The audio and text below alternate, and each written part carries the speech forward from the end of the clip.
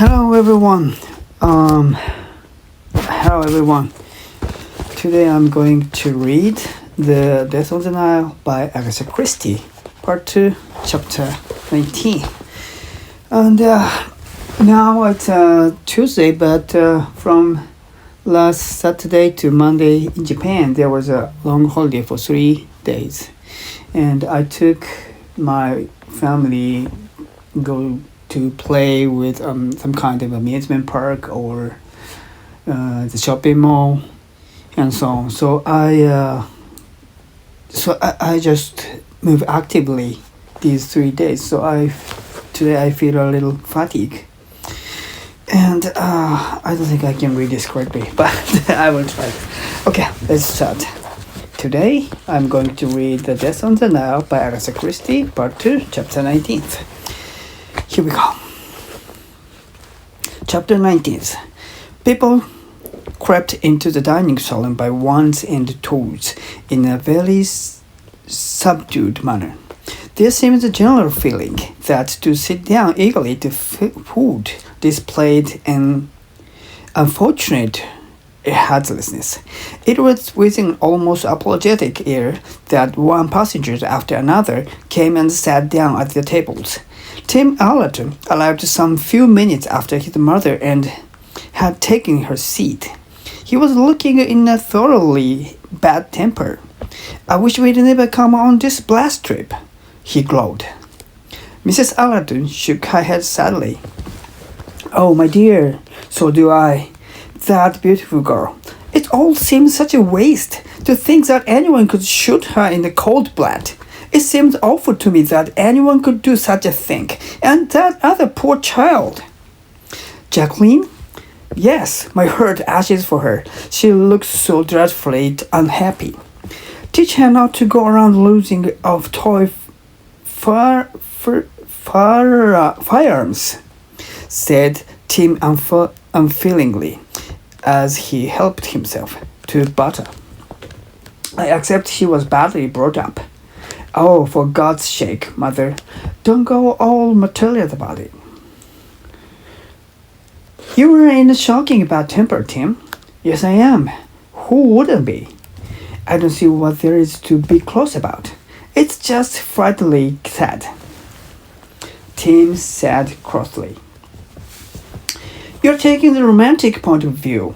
What you don't see to realize is that it's not joke being mixed up in the murder case." Mrs. Allerton looked a little startled. "But surely—" "That's just it. There's no but surely about it. Everyone on this damned boat is under suspicion. You and I as well as the rest of them." Mrs. Allerton demurred. "Technically we are, I suppose, but actually it's ridiculous." "There's nothing ridiculous where murder is concerned. You may sit there, darling, just executing virtue and conscious rectitude, but a lot of unpleasant policemen at Choral or Aswan won't take you at your face value. Perhaps the truth will be known before then. Why should it be? Monsieur Poirot may find it. That old mountebank? He won't find out anything. His old talk and mustaches." "Well, Tim," said Mrs. Allerton, "I dare say everything you say is true, but even if it is, we've got to go through with it, so we might as well make up our mind to it and go through with it as cheerfully as we can." But her son showed no abatement of gloom.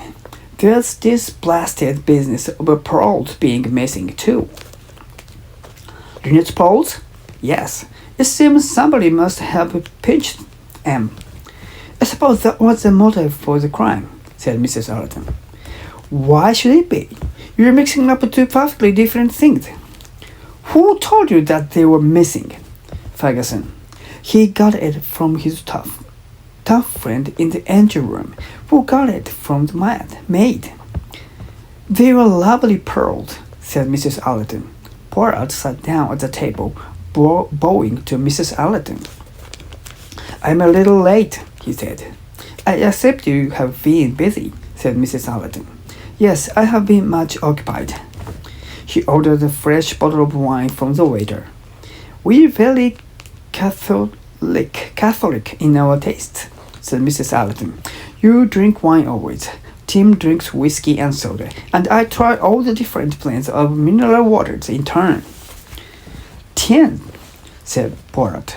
He stared at her for a moment. He murmured to himself, "It is an idea that—" Then, with an impatient shrug of his shoulders, he dismissed the sudden preoccupation that had distracted him and began to chat lightly of other matters. "Is Mr. Doyle badly hurt?" asked Mrs. Allerton. "Yes, it is a fairly serious injury. Dr. Besson is actually to reach Aswan to that his leg can be X-rayed and the bullet removed, but he hopes that there will be no permanent injury." "Poor Simon," said Mrs. Allerton. "Only yesterday he looked such a happy boy, with everything in the world he wanted, and now his beautiful wife killed and he himself laid up and helpless. I do hope, though—" "What do you hope, madam?" asked Poirot, as Mrs. Allerton paused. "I hope he is not too angry with the poor child." "With Mademoiselle Jacqueline? Quite the contrary. He was full of anxiety on her behalf." He turned to Tim. "You know, it is pretty little problem of psychology that. All the time that Mademoiselle Jacqueline was following them from place to place, he was absolutely furious. But now, when she was actually shot him and wounded him dangerously, perhaps causing a permanent injury, all his anger seems to have evaporated. Can you understand that?" "Yes," said Tim thoughtfully. "I think I can. The first thing made him feel a fool." Poirot nodded. "You're right. It offended his male dignity. But now, if we look at it a certain way, it's she who's made a fool of herself. Everyone's down on her, and so he can be generously forgiven." Finishing Mrs. Allerton. What children men are." "A profoundly untrue statement that women always make," murmured Tim. Poirot smiled. Then he said to Tim, "Tell me, Madame Doyle's cousin, Miss Joan Southwood, did she resemble Madame Doyle?" "You've got it a little wrong, Mrs. Poirot. She was our cousin and Lynette's friend." "Oh, pardon. I was confused. She's a young lady much in the news, that. I have been interested in her for some time." "Why?" asked Tim sharply. Poirot half rose to bow to Jacqueline de Villefort, who had just come in and passed the table on the way to her own. Her cheeks were flushed and her eyes bright, and her breath came a little unevenly. As he resumed his seat, Poirot seemed to have forgotten Tim's question. He murmured vaguely, "I wonder if all young ladies with valued jewels are as careless as Madame Doyle was." "It is true, then, that they were stolen?" asked Mrs. Allerton. "Who told you so, madam?" "Ferguson says so," said Tim. Poirot nodded gravely. "It is true, I suppose," said Mrs. Allerton nervously, "that this will mean a lot of unpleasantness for all of us." Tim said it well. Her son screwed, but Poirot had turned to him. "Ah, you have had previous experience, perhaps? You have been in a house where there was a robbery?" "Never," said Tim. "Oh, yes, Drink. You were at the Porterlingtons that time, when that awful woman's diamonds were stolen. You always get things hopelessly wrong, Mother." I was there when it was discovered that the diamonds she was wearing round her fat neck were only pasted." The actual substitution was probably done months earlier. As a matter of fact, a lot of people said she'd had it done herself. Joanna said so. I expect. Joanna wasn't there. But she knew them quite well, and it's very like her to make that kind of suggestion. You were always down on Joanna, Mother. Poirot hastily changed the subject. He had it in mind to make a little big purchase at one of the Aswan shops. Some very attractive purple and gold materials at one of the Indian merchants. There would, of course, be the duty to pay, but they tell me that they can, how do they, expedite it for me, and that the charges will not be too high. How think you? Would it arrive all right? Mrs. Agatha said that many people, so he had heard, had things sent straight to England from the shops in question, and that everything had arrived faithfully. Bien, then I will do that. But the trouble one was, when one is abroad, if a parcel comes out from England, have you had experience of that? Have you had any parcels arrive since you have been on your travels? I don't think we have. Have we, Tim? You get books sometimes, but of course there is never any trouble about them. No, books are different. Dessert had been served. Now, without any previous warnings, Colonel Race stood up and made his speech. He touched on the circumstances of the crime and announced the theft of the pearl. A search of the boat was about to be instituted, and he would be obliged if all the passengers would remain in the saloon until this was completed. Then, after that, if the passengers agreed, as he was sure that he would, they themselves would be kind enough to submit to a search. Poirot slipped nimbly along to his side. There was a little buzz and hum all round them. Voices doubtful, indignant, excited. Poirot reached Race's side and murmured something in her ear just as the little was about to leave the dining saloon. Race listened, nodded assent, and beckoned a steward. He said a few brief words to him, then together with Poirot, he passes out on the deck, closing the door behind him. They stood for a minute or two by the rail. Race lit a cigarette. Not a bad idea of yours, he said. We'll soon see if there's anything in it. I'll give him 3 minutes. The doors of the dining saloon opened and the same steward to whom they had spoken came out. He saluted Race and said, Quite right, sir. There's a lady who said it's urgent she should speak to you at once without delay. Race's face showed suspicion. Who is it? Miss Bowser. Sir, the hospital nurse lady. A slight shade of surprise shone on Race's face. He said, Bring her to the smoking room. Don't let anyone else leave. No, sir, the other steward will attend to that. He went back into the dining room. Poirot and Race went to the smoking room. Bowser's murmured Race. They had hardly got inside the smoking room before the steward reappeared with Miss Bowers. With Miss Bowers. He ushered her in and left, shutting the door behind him. Well, Miss Bowers, Colonel Race looked at her inquiringly. What's all this? Miss Bowers looked her unusually composed and hurried self. She displayed no particular emotion. You'll excuse me, Colonel Race, she said, but under the circumstances, I thought the best thing to do would be to speak to you at once. She opened her neat black handbag and returned you deeds. She took out a string of pearls and laid them on the table. Okay, thank you. So this is the end of the chapter 19. Okay, let me calculate the pages. Chapter 18 is from page 248 to 255. 1, 2, 3, 4, 5, 6, 7, 8 pages. Yes, it's all about the 8 pages.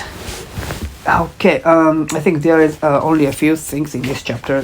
First of all, Tim and his mother is talking just like a small talking about this is just a gossip. And I think there's no meaning of these conversations. Poirot joined it, but still, yeah, they're talking about the lead purse. It's missing, and they are stolen. It's going to be a motive for the murder. But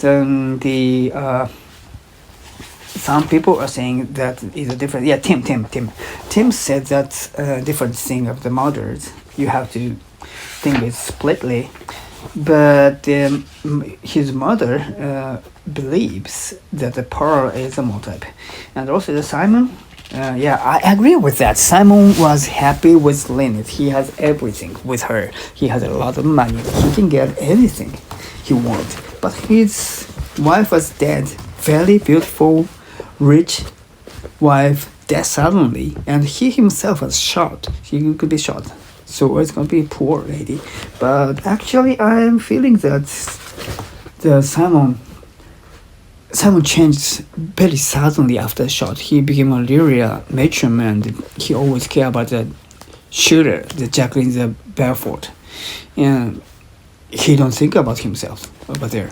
And he is thinking about the Lynette too that time. And after he found out that Lynette was shot, he should be in a sad mood for a moment, but he suddenly go close to Jacqueline.